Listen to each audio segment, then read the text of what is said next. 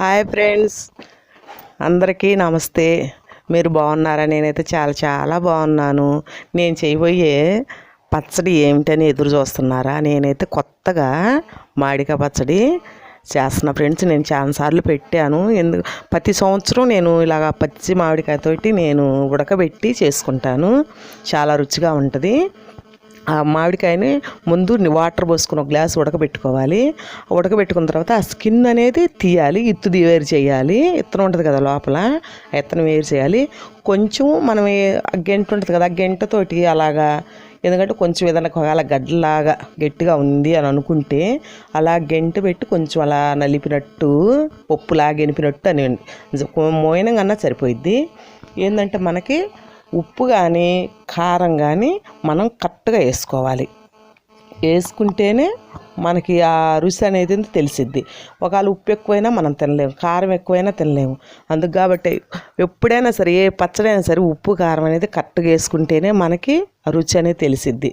నేను ఇప్పుడు ఒక కాయకి మా ఇంట్లో ఒక గెంట ఉంది, ఆ గెంట ఉప్పు తీసుకున్నాను. దానికి మళ్ళీ తగినంత కారం తీసుకున్నా.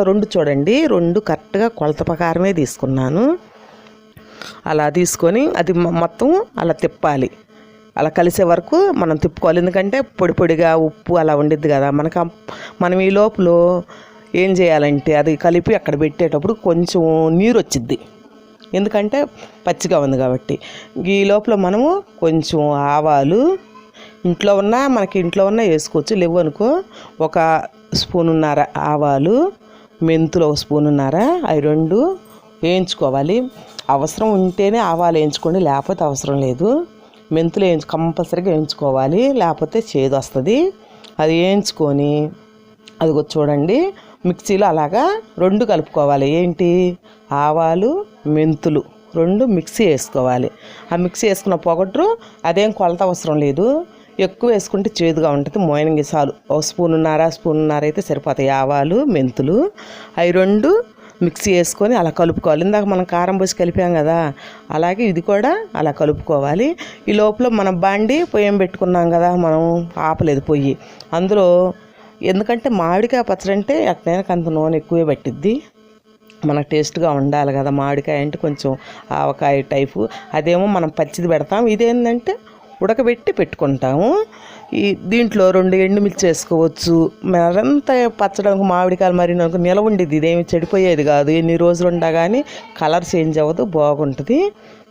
పోపు దినుసులు వేసుకోవచ్చు, కరివేపాకు వేసుకోవచ్చు, కొత్తిమీర వేసుకోవచ్చు.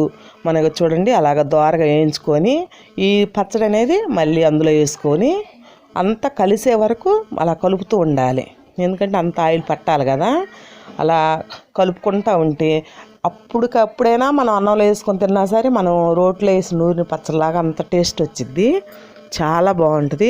ఇడ్లీలోనే వేసుకోవచ్చు. అనే మన ఆవకాయ పచ్చడిలాగా వేడి చేసేది చాలా బాగుంటుంది.